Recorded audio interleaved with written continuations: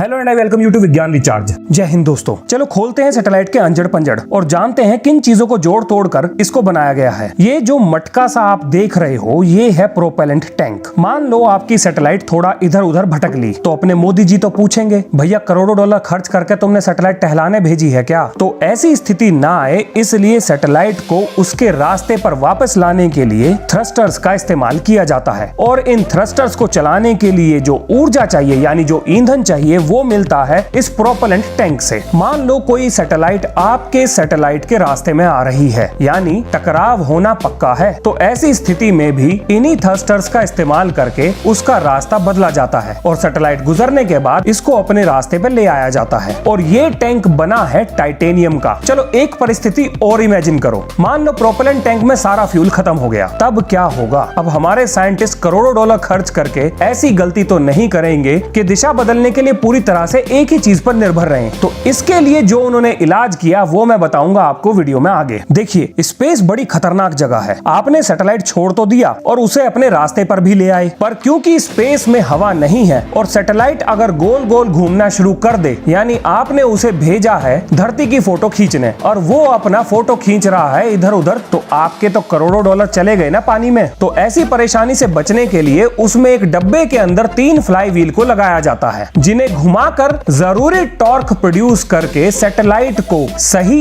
Angle पर रखा जाता है। इसके अंदर लगे 3 फ्लाई व्हील जरूरत के हिसाब से घुमाए जाते हैं और ये घूमते हुए सैटेलाइट को 3 डायमेंशनल स्पेस में सही एंगल पर बनाकर रखते हैं ताकि जिसकी फोटो खींचने के लिए आपने इसको भेजा है ये बस वही काम करे। अब बात करते हैं सोलर अरे की। ये है बड़ी बड़ी सोलर प्लेट जो बनाती है सूरज की रोशनी से बिजली और इस बिजली का इस्तेमाल किया जाता है हीटिंग, कूलिंग और इलेक्ट्रिकल प्रोपल्शन के लिए। अगर आपका प्रोपेलेंट टैंक का फ्यूल खत्म हो गया तो ऐसी स्थिति में ही सोलर इलेक्ट्रिक प्रोपल्शन का इस्तेमाल करके सैटेलाइट को उसके रास्ते पर रखा जाता है। अब यहाँ आपके दिमाग में एक सवाल आना चाहिए, घूमता हुआ सैटेलाइट हर समय सूरज से रोशनी कैसे प्राप्त करेगा। तो इस काम के लिए इस्तेमाल किया जाता है गिम्बल्स को जो हर समय सोलर सेल्स को सूरज की तरफ बनाकर रखते हैं। क्या एक सैटेलाइट बिना सोलर एनर्जी के भी काम कर सकती है? सैटेलाइट में बैटरीज भी होती हैं जिन्हें सोलर एरे की मदद से चार्ज किया जाता है और सूरज की रोशनी की अवेलेबिलिटी ना होने की स्थिति में इन्हीं बैटरी की मदद से सैटेलाइट के वाइटल फंक्शंस को किया जाता है। लो अर्थ ऑर्बिट में घूमने वाली सैटेलाइट में लगाई जाने वाली बैटरी की उम्र लगभग 8 से 10 साल होती है। तो उसके बाद क्या होगा, एक नया सैटेलाइट लॉन्च कर देंगे और बढ़ा देंगे स्पेस का कूड़ा जिसे इंग्लिश में डिबरी कहते हैं। लेटेस्ट डाटा के हिसाब से एक सैटेलाइट की उम्र 5 से 15 साल के बीच में ही होती है। अब आता है TTC एंटीना। इस एंटीने की फुल फॉर्म है टेलीमेट्री ट्रैकिंग कमांड और इसी की मदद से ग्राउंड स्टेशन और सैटेलाइट के बीच में कंट्रोल कोऑर्डिनेशन का कॉन्टेक्ट एस्टेब्लिश किया जाता है। लेकिन जैसा मैंने कहा था स्पेस बड़ी खतरनाक जगह है। मान लो इस एंटीने में कोई खराबी आ जाए तो ऐसी स्थिति में गया पैसा, लग गई लंका भुरी वाली। पर साइंटिस्ट हम लोगों से तो ज्यादा ही समझदार हैं, तो उन्होंने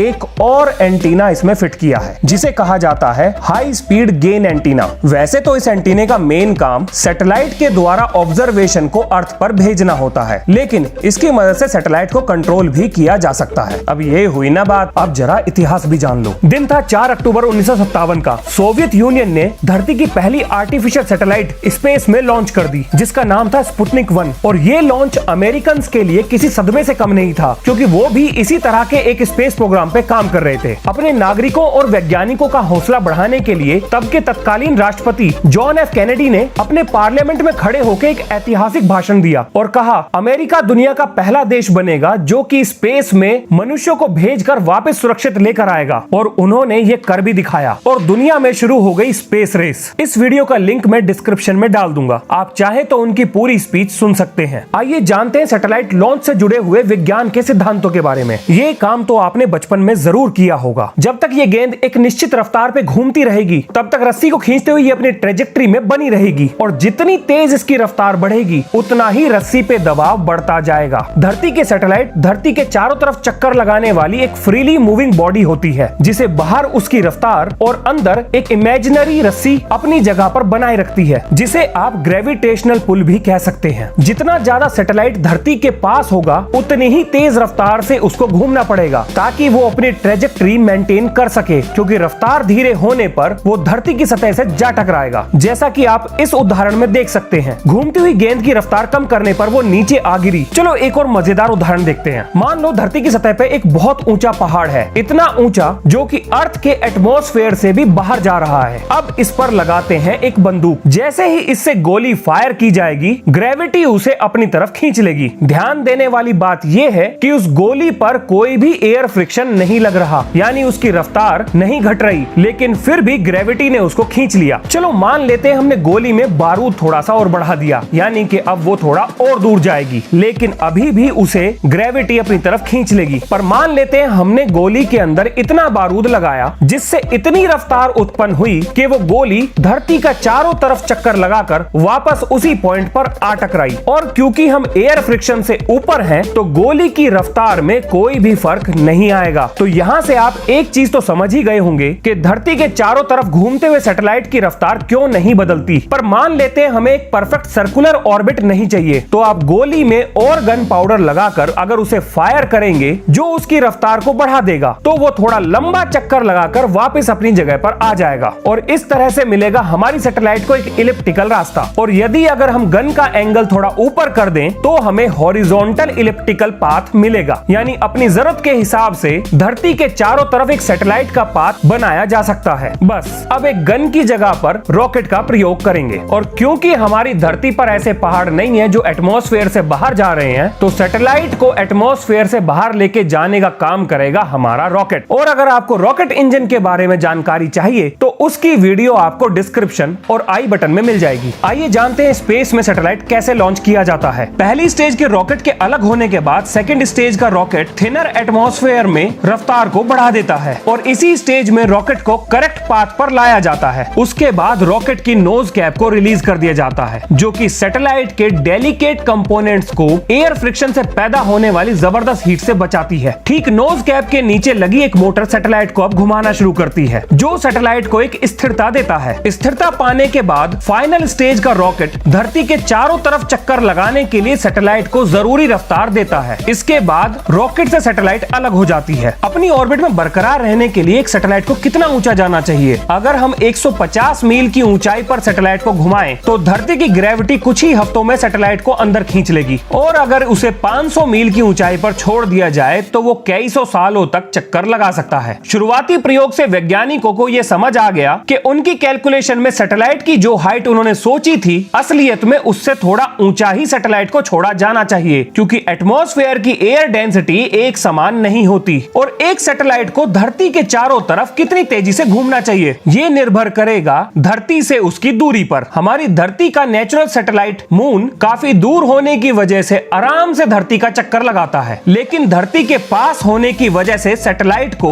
तेजी से धरती का चक्कर लगाना होगा ताकि वो अपने ऑर्बिट में बनी रहे, नहीं तो वो अटक जाएगी। उदाहरण के लिए 25,000 मील की दूरी पर सैटेलाइट की रफ्तार 7500 मील प्रति घंटा होनी चाहिए और ऐसी स्थिति में ये सैटेलाइट धरती का एक दिन में एक चक्कर लगा लेगी। अब जानते हैं सैटेलाइट की घड़ी के बारे में। हाँ, सैटेलाइट में घड़ियां भी होती हैं, वो भी पूरी 4। और ये कोई साधारण घड़ियां नहीं है, ये है एटॉमिक क्लॉक। पर हमने साधारण घड़ी का इस्तेमाल क्यों नहीं किया, इसे समझाता हूँ एक उदाहरण से। मान लो एक सैटेलाइट 14,000 किलोमीटर प्रति घंटे की रफ्तार से धरती का चक्कर लगा रही है, तो महान वैज्ञानिक एल्बर्ट आइंस्टाइन के द्वारा दी गई थ्योरी ऑफ रिलेटिविटी के आधार पर सैटेलाइट के अंदर लगाई गई नॉर्मल घड़ी धीरे चलेगी। कितना धीरे? एक दिन में 1 सेकंड के 7वें मिलियन हिस्से तक वो धीरे हो जाएगी। अब आप कहोगे इसमें कौन सी बड़ी बात है, इससे क्या फर्क पड़ने वाला है? फर्क अभी दिखाता हूँ। फर्क ये जो आप अपने फोन में जीपीएस इस्तेमाल करते हो, ये चलता है सैटेलाइट की मदद से। अगर सैटेलाइट में लगी हुई घड़ी 1 सेकंड के 1 मिलियनथवे हिस्से तक भी धीमी हुई तो धरती पर आपकी एग्जैक्ट लोकेशन से आपको लगभग 100 किलोमीटर दूर दिखाएगा। सैटेलाइट में लगी हुई घड़ी के धीमे होने पर धरती पे ही नहीं बल्कि स्पेस में घूमती हुई सैटेलाइट पर भी बहुत असर पड़ता है। अब सुनना ध्यान से, सबसे जरूरी बात बताने जा रहा हूँ। हमारे पास स्पेस का कोई मैप नहीं है, तो हम अपने सैटेलाइट का कैसे पता लगाएं कि वो सही दिशा में जा रही है? और इस काम में भी एटॉमिक क्लॉक का इस्तेमाल किया जाता है। एक उदाहरण से समझाता हूँ, ध्यान से सुनो। मान लो आपके पड़ोस की दुकान से आपको सामान लाने में 5 मिनट लगती हैं और आपको अपने चलने की रफ्तार भी पता है, तो इस रफ्तार और समय को मल्टीप्लाई करके आप दुकान की दूरी का पता लगा सकते हैं। ठीक इसी चीज का इस्तेमाल सैटेलाइट को उसकी सही लोकेशन पे भेजने के लिए किया जाता है। सैटेलाइट को एक सिग्नल भेजकर उसे रिसीव करके हम सैटेलाइट की रफ्तार का पता लगाते हैं। रफ्तार पता लगने के बाद दूरी के लिए हमें चाहिए टाइम, और ये टाइम एररलेस होना चाहिए और सबसे ज्यादा एक्यूरेट टाइम एक एटॉमिक क्लॉक ही बता सकती है और इसी के आधार पर सैटेलाइट की ट्रेजेक्टरी को डिसाइड किया जाता है। मैं जानता हूँ ये थोड़ा कंफ्यूजिंग है, शुरू में मेरे लिए भी था। स्पेस साइंस है ही कंफ्यूजिंग, पर अगर एक बार समझ आ जाए तो बस मौजा ही मौजा। क्या सैटेलाइट को गोल्ड फॉयल से कवर किया जाता है? कमाल है, ये सवाल सबसे ज्यादा पूछा गया है। यहाँ मैं एक बात क्लियर कर दूं, ये सोना नहीं है, ये है MLI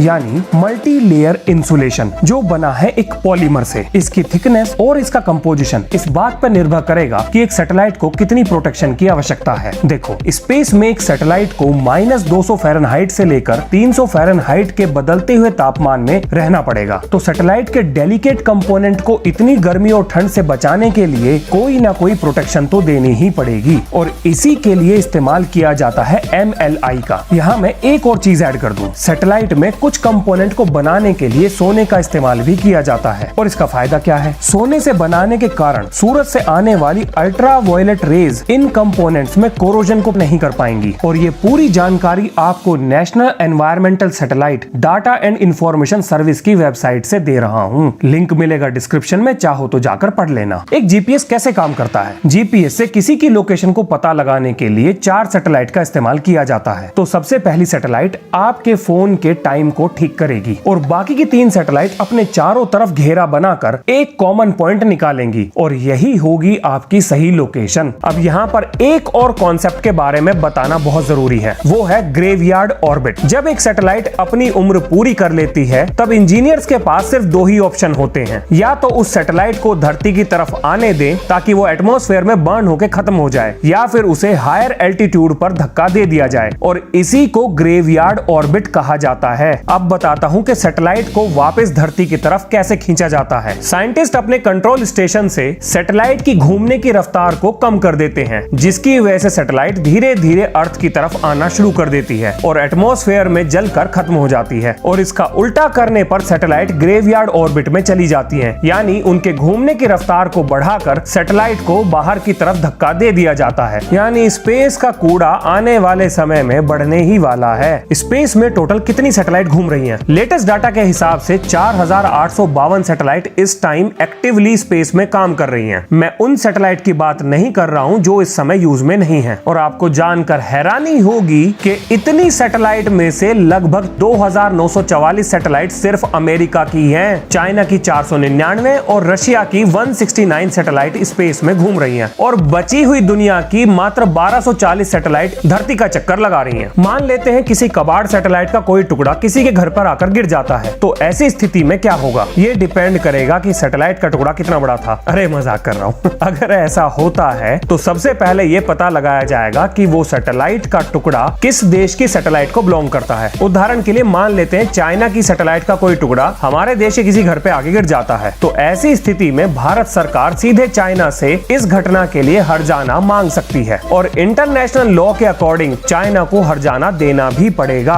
और भैया अगर हमारी ही अपनी सैटेलाइट का कोई टुकड़ा हमारे घरों पर गिरता है तो भी बिना पैसे लिए तो हम नहीं छोड़ने वाले। अगर 2 देशों की सैटेलाइट आपस में टकरा जाती हैं तो ऐसी स्थिति में क्या होगा? अब यहाँ काम नहीं चलेगा एक दूसरे पे दोष देने से। ऐसी स्थिति में आपको इंटरनेशनल कोर्ट ऑफ जस्टिस का दरवाजा खटखटाना पड़ेगा और जो भी उसका फैसला है फिर उसी के अकॉर्डिंग आगे की कार्रवाई होगी। अगर एक सैटेलाइट का ग्राउंड स्टेशन से संपर्क टूट जाए तो ऐसी स्थिति में क्या होगा? तो ऐसी स्थिति में उससे दोबारा संपर्क करने की कोशिश की जाएगी और अगर ऐसा नहीं हो पाता है तो स्पेस में थोड़ा सा कूड़ा और सही। चलो एक कॉन्सेप्ट और जान लो, कारमन लाइन क्या चीज है? कारमन लाइन हमारे अर्थ के एटमॉस्फेयर की वो बाउंड्री है जिसके बाहर आउटर स्पेस समझा जाता है। सैटेलाइट को सोलर फ्लेयर से कैसे बचाया जाता है? देखो इसके लिए हम इस्तेमाल करेंगे एल्यूमिनियम शील्डिंग का। 2.5 mm मोटी परत की एल्यूमिनियम शील्डिंग सैटेलाइट को सोलर फ्लेयर से आसानी से बचा सकती है। एक सैटेलाइट से कम्युनिकेट करने के लिए किस वेव का इस्तेमाल किया जाता है? सैटेलाइट कम्युनिकेशन के लिए रेडियो वेव्स का इस्तेमाल किया जाता है जिनकी स्पीड ऑफ लाइट के बराबर ही होती है और इस कम्युनिकेशन में इस्तेमाल की जाने वाली फ्रीक्वेंसी 1 गीगाहर्ट्ज से लेके 50 गीगाहर्ट्ज के बीच में होती है। क्या स्पेस में फैले हुए कूड़े को साफ किया जा सकता है? देखो अभी तक हमें इसमें कामयाबी नहीं मिली है, लेकिन बहुत सारी फ्यूचर टेक्नोलॉजीज पर काम किया जा रहा है। हो सकता है भविष्य में हम स्पेस के कूड़े को साफ कर पाएं। उनमें से 2 के बारे में मैं आपको बता देता हूँ। पहला है जायंट लेजर्स, जिन्हें हम अर्थ की सरफेस से फायर करके लो अर्थ ऑर्बिट में उड़ते हुए स्पेस के कूड़े को जला देंगे। देंगे। दूसरा है ऐसी मशीनों को स्पेस में भेजना जो कि स्पेस में घूमते हुए कूड़े को इकट्ठा करके अर्थ की तरफ धकेल दे, जो कि एटमॉस्फेयर में एयर फ्रिक्शन के कारण जल जाएगा। बहुत सारी कंपनीज इसको भविष्य की $multi-billion इंडस्ट्री के रूप में देखती हैं। अब बात करते हैं इसरो की। भारत के इसरो ने भी स्पेस टूरिज्म में अपना कदम रख दिया है, जिसकी शुरुआत 10 जून 2022 को कर दी। इसरो की एक body Indian national space promotion and authorization centre space tourism में प्राइवेट कंपनी की भागीदारी को बढ़ावा दे रहा है। चिंता ना करो, भविष्य में स्पेस के अपने भी चक्कर जरूर लगेंगे। स्पेस में कितने तरह की सैटेलाइट लॉन्च की जाती हैं? तो स्पेस में एस्ट्रोनॉमिकल, कम्युनिकेशन, नेविगेशन,